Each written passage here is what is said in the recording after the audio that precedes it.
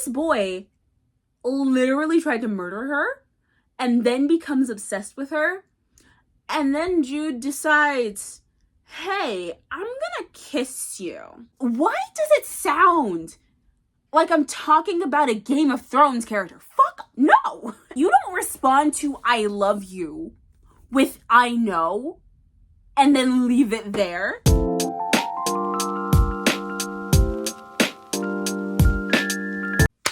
What's up, guys? My name is Lou and these are my books. Today we're going to be talking about books that I think are just slightly problematic. These will range between slightly and very problematic a little bit. We all know that problematic has pretty much lost its meaning as a word at this point in the age of the internet.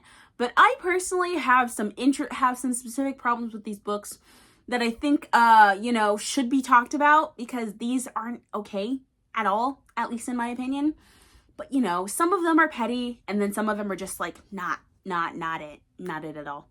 So let's go through them. I have 7 books that I want to go through with you guys today, so let us get started. First book that I think has a problem is The GR Prins by Holly Black. So there are several things that I think constitute for this book having like a bit of an issue. Let's see. First off, I was about to say Violet and Zayden, but no, it's Jude and Cardan. So Jude and Cardan, their little relationship thing, it never truly made a lot of sense to me. Mainly because this boy literally tried to murder her and then becomes obsessed with her. And then Jude decides, hey, I'm gonna kiss you. I'm a clown. So it's like, what's the thought progression? What's the thought process of that? Oh, also, Taryn and who's the guy she marries? Who's the motherfucker that she marries? Hold on. His name is Locke, right? I think? Yeah. Locke. Him in and of himself, he's a whole problematic person in general, because him telling Taryn that, hey, I'll marry you, but I want to get it on with your sister first before we do any of that. And then Taryn going, oh, that's okay. A, no self-respect whatsoever. And B, who are you to sell off your sister to this fuckboy?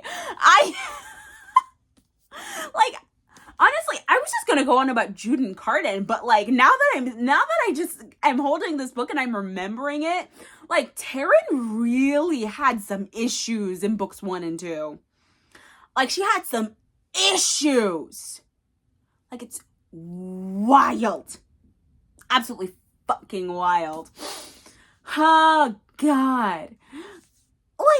No, but actually, the whole thing with Locke, we're not even getting into Vivi just yet. And then, also, can we talk about the fact that there's an entire, murder of the entire royal line at the beginning of the book?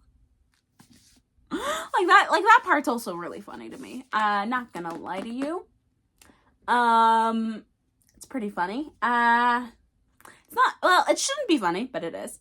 What else? Because now that I'm holding this book, I'm remembering a bunch of things from when I read it.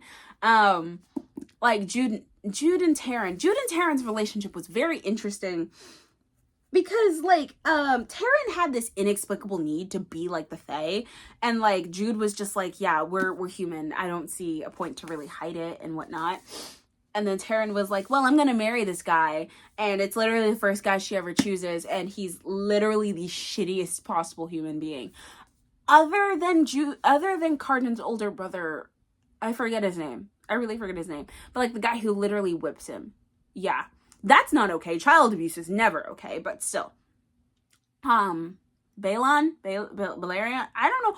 Why does it sound like I'm talking about a Game of Thrones character? Fuck no! There are a lot of things in this book that really, rubbed me the wrong way. But specifically, Taryn willingly selling off her sister, and then her getting mad at Jude for literally fighting her on it. I'm literally like, what the fuck? And then she also gets mad at Jude for like literally stealing her man. I'm like, literally, you handed her to your man. What the fuck are you talking about? The impudence, the audacity, the unmitigated gall. God, Taryn was a trip in these books. Not gonna lie to you. Because, well, should I spoil it? I think I kind of, well, I'm not gonna spoil it. It is funny though what happens to Taryn and Locke though. It's hilarious. Next book, Six of Crows by Lee Bardugo. So we already know, if you know anything about my channel, if you've seen any of my videos, you would know that I have a very specific problem with one specific character in this book for one specific reason. I don't like Nina because of how she treats Matthias. She treats him like a fucking toy, and that's not okay. Not okay. And the thing is, if the roles were reversed, if it was Matthias instead of Nina doing how Nina treats Matthias, everybody would be all over this book being like, cancel Lee Bardugo, she shouldn't have written that, blah, blah, blah, blah, blah. What the fuck? But no, genuinely, seriously, she quite literally says in Crooked Kingdom that Matthias was more fun when he was completely oblivious, because he comes from a very conservative culture. He doesn't have like the same like mindset that Nina does towards men and women relationships and like sexuality and stuff like that. But Nina does. She was a prostitute, for God's sakes. But for the love of all that is holy, the way she treats him is actually so dehumanizing, because she essentially treats him like he's a pastime toy. And it's so bad. Like, literally, she just kind of like, and there's supposed to be some sort of like enemies to lovers type of thing, because he's a witch hunter and he calls her a witch, even though she's a Grisha and not a witch. But different fucking thing. Okay. Treats him like a toy. Anyways. And then also the first chapter of this book, Juice, he literally like the Grisha girl he fancies, he literally says like, yeah, the gift I got her was cheap and I don't think I don't think I love her enough to buy her indenture, because that's a lot of money. That's also bad. But like Nina and Matthias, I didn't like it. That was the only thing that I didn't like about these books. Other than that, 10 out of 10, A+ book, would highly recommend. Just like, Nina was not okay in my opinion. Not one bit. Next, The Hunger Games by Suzanne Collins. So I read this book, I'm thinking, 10 years ago. Fuck, I am old. Yes, I am old as hell. Jesus Christ. 10, maybe 11 years ago, I read this book. And this started me off on my reading journey. So, what could I possibly have to say about this book? This is not like anything new, but the love triangle was the most problematic thing in my opinion. Because like, we understood that this is dystopian. Everything's supposed to be messed up. Actually, now that I'm thinking about it, there's also a completely other thing that like bothers me so badly. But anyways, we're not talking about that right now. We'll get to it later. But the love triangle was so bad. It was bad. It was really, really bad. I think we can all agree that was bad. Because it was obvious she was going to end up with Peeta. And the way she kept stringing Gale along, again, was not okay. Not okay at all. And again, if the roles were reversed, if Katniss were a man and Gale were a female, everybody would have been all over this book, especially now in cancel culture. Like, Jesus Christ. Anyways, that's a separate video on completely on its own. But literally, genuinely, the love triangle in this book was the most idiotic thing I've ever seen. And literally, in one of the books, I can't remember if it's in Catching Fire or Mockingjay, but Gale tells Katniss that he loves her. And she goes, I know, which she acknowledges is the wrong thing to say. Because you don't respond to I love you with I know and then leave it there. Like, that's just disrespectful on several different levels. That is blasphemous. That is blasphemous. But Katniss has her own problems. Like, in Mockingjay, this is a spoiler, by the way. In Mockingjay, after Prim dies, the idea of hosting a Hunger Games with the Capital children is tossed around. PETA is very much against it because, like, he doesn't want these children to go through the horrors that he did. Because, like, why? Why would anyone want that? And then Katniss goes for Prim, even though Prim wouldn't have wanted that. Prim was literally a doctor. Prim died doing what she loved, which was treating people with kindness. And then Katniss goes, throw them in the ring, let them kill each other, it's fine.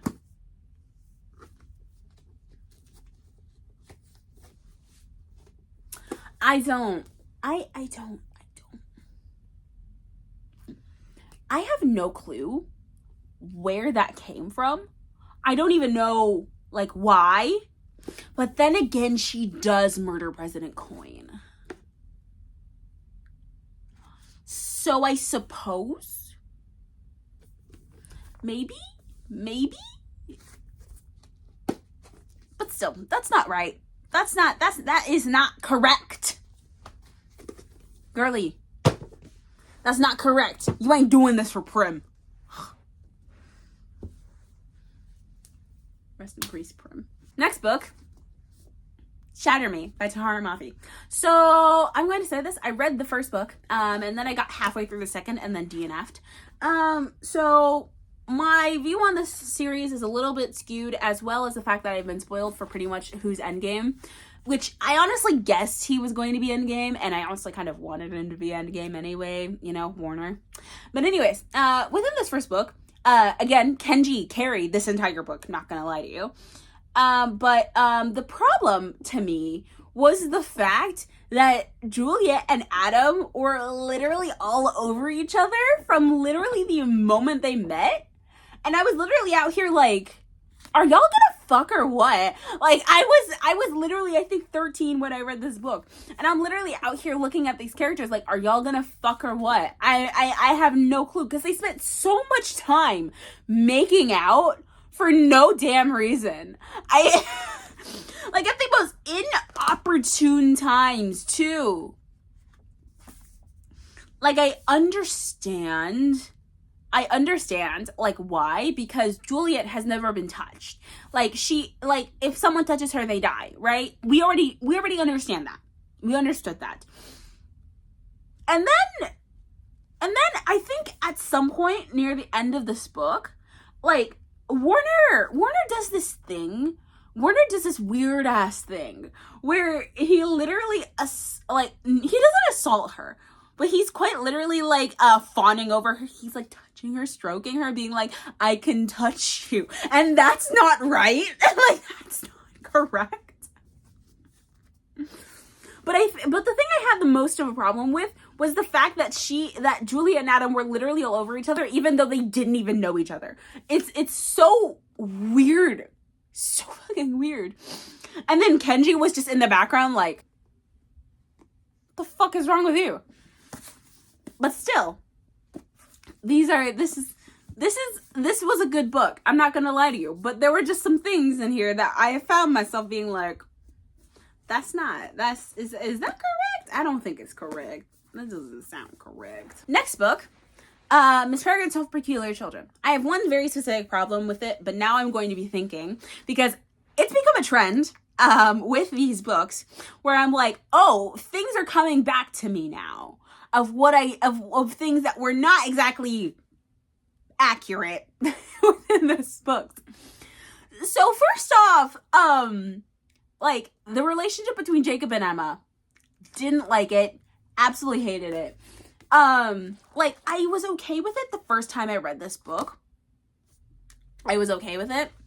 But as things kind of progressed, I was kind of like, this lady could have been your grandmother. What the f*** did she say? She could have been your grandmother if she had left with your grandfather. She could have been your grandmother. And you don't think that's a little strange that she's into you? And it's actually pretty explicitly stated that she's only into him because he looks like his grandfather. Which is gross. It's gross. It's really, really gross. It's really, really fucking gross. Oh yeah.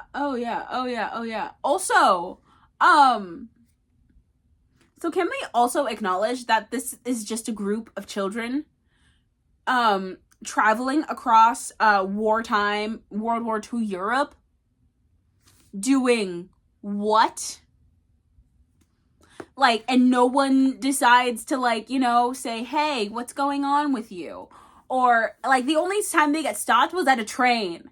And, like, I remember that. And they bring the bird. That they think is Miss Peregrine, but isn't, on to the train with them. And they have to convince that it's a toy. And honestly, after playing Persona 5 Royal, that really, like, reminds me of the time they button mashed a Morgana. Anyways. So, like, there were kind of something, like, not a lot of this book was actually pretty problematic, but again, like, Jacob and Emma's relationship was weird as hell, especially considering the fact that this lady, she could have been his grandmother. It's just weird. It's weird as hell. Next book, this will surprise pretty much no one, I don't think. The Mortal Instrument series. I have City of Bones here, but the entirety of the Mortal Instrument series was an interesting kind of fever dream. Because I remember reading these books and being not as confused. And now that I'm thinking back, I'm literally like, what the hell was going on? Because First off, can we talk about the fact that Clary's mom, kind of just, not really abandons her child, but she quite literally just kind of, like, doesn't tell her about the entire, like, shadow hunting world and whatnot, and what she's supposed to expect and whatnot, and, like, she has some weird powers and stuff like that she never, like, that whole plotline never made sense to me, because I'm always like, hey, if you have some weird shit going on that could possibly affect your child in the future, you may want to say something. Like, don't take these secrets to your fucking grave. Swear to God. Also, the disappearing parents trope was weird as hell, is always weird as hell in these kind of stories. But then, the relationship between Clary and Jace, and that gets so fucking weird. Because it goes from, oh, we like each other, to, oh, we might be siblings, to, oh, we're not siblings, so this is fine. It's not gonna be fine ever!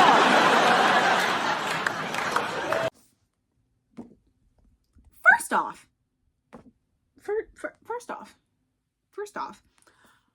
where does the incest plotline come from? I remember it briefly in City of Glass. But by God, I do not remember any hints of that coming around. It just goes like, oh, hey, Jace's father might be, Valentine, I think. I was about to call him Voldemort, but I was like, yeah, that's not correct. Jace's father might be Valentine, and it's definitively proven that Clary's father is also Valentine.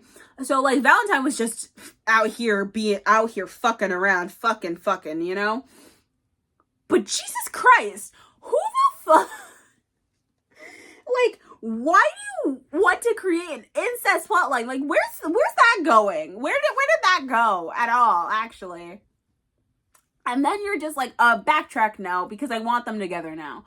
And then also, the fact that Clary and Simon are together for literally a millisecond, and then she goes running back to Jace, and, like, Simon's just like, it's okay. I'm like, yeah, that's not chill. Because this is your childhood best friend who you've practically been in love with since your infancy. You cannot be okay with that. there was so much going on. There's so much going on in the Mortal Instruments series, like, not gonna lie. Not a lot of it makes sense. And I need to read these books again because I need to make sure that I'm actually remembering these things correctly because I am not sure. But seriously, what the hell? What I don't know. What the hell? This whole series, because I read up to City of Fallen Angels, actually. I was like, yeah, this series up to what I read was a fever dream, not gonna lie to you. It was a thing. It was a thing. Not gonna lie to you. All right, and last but most certainly not least, The Gilded Wolves by Roshani Chokshi. So I read this book recently. If you've seen the vlog, make sure you watch it. I go into a little bit more depth.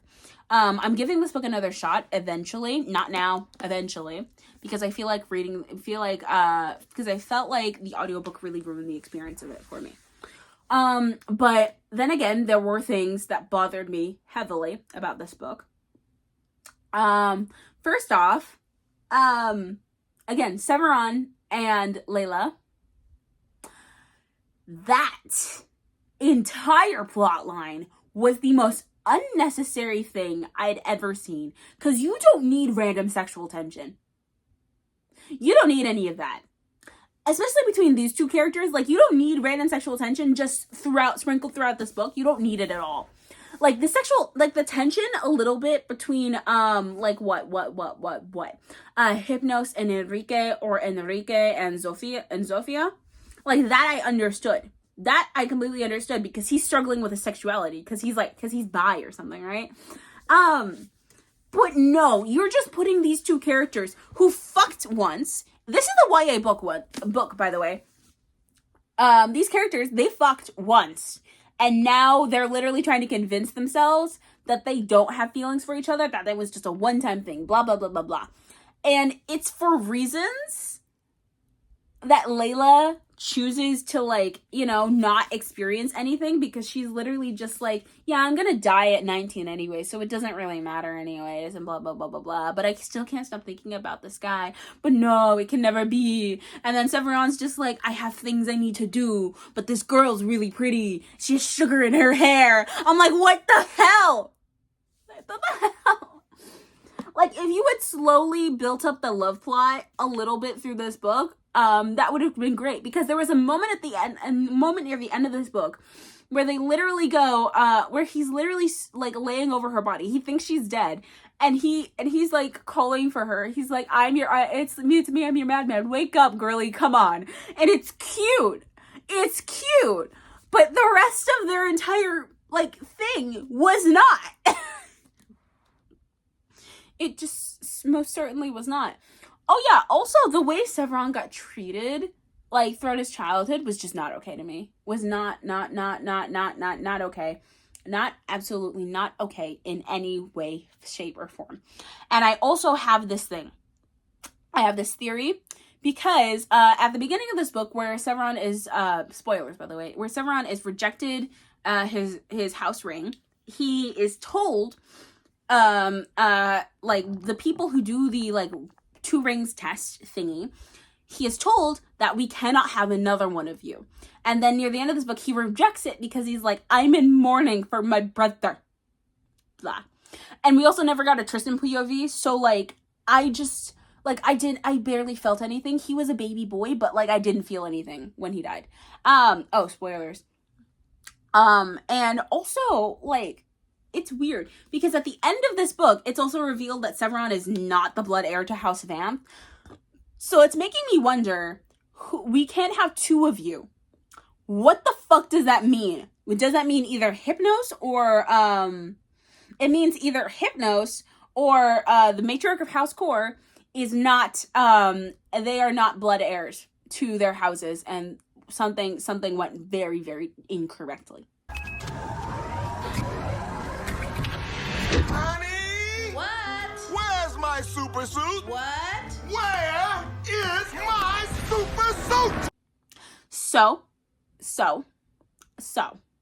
there is that. right?